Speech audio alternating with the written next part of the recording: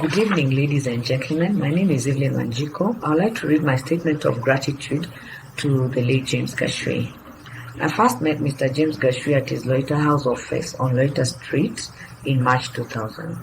When Jerry Rionge, the then CEO of Wananchi Online, was introducing me to the senior management team, I had just been hired as an administrator at Wananchi Online, and part of my role was to help the chairman with administrative tasks related to his office. When I walked in his office, I was enthralled by the elegance and style. The furniture was state-of-the-art, and the atmosphere gave light and an airy feel.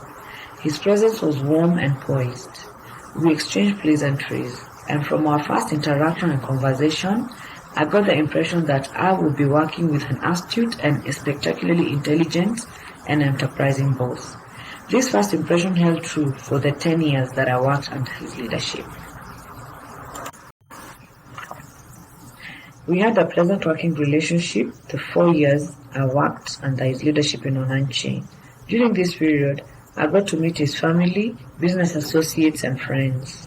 In June 2004, Chairman called me to his office and told me that he had plans to move to his own office.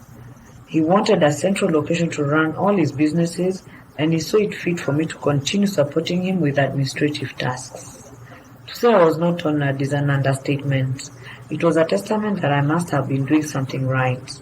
This, unknown to me then, was a turning point in my life, and the beginning of a mentorship journey by a man who had a huge influence on who I am today. In August 2014, we moved to Longonot Place, Jimana office. While working at Jimana, I had the opportunity to interact with Chairman's affluent business associates. At first, I was apprehensive as to my ability to deliver on the requirements of the role, but Chairman was all the while patient with me. He was radically candid with me and never passed up an opportunity to guide and steer me in the right direction. They say leadership is not a position, but a way of life, and if you live your life in a way that people want to emulate, then you are a leader. That is how Chairman lived his life. He was a leader, not a boss. I saw how he ran his affairs, his attention to detail, his work ethics, and relentlessness in the pursuit of what he had said to do. He was a stickler for orderliness and industry. All this was reflected in his success.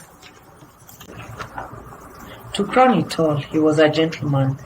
He never forgot his wife and daughter's birthdays.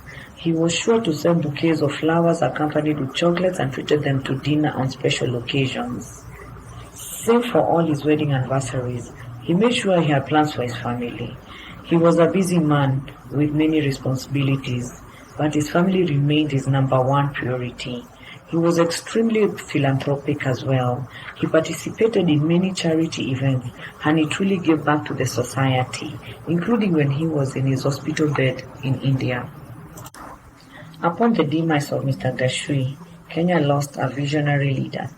He had mentored his peers and generations after him in business. His friends lost a confidant and supporter. His family lost a patriarch who loved and honored them with unmatched zeal. To me, his passing was immensely painful and difficult to come to terms with. They say for a child to be successful, regardless of the circumstances in which they grew up in, they just need one person to affirm and believe in them. That person was Mr. Gashui. He was like a father I never had, and I referred to him as Dad whenever I was communicating with his family. I still do.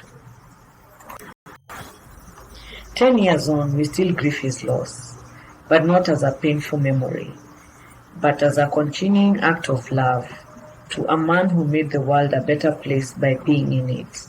May Mr. James Gashui continue resting in eternal peace.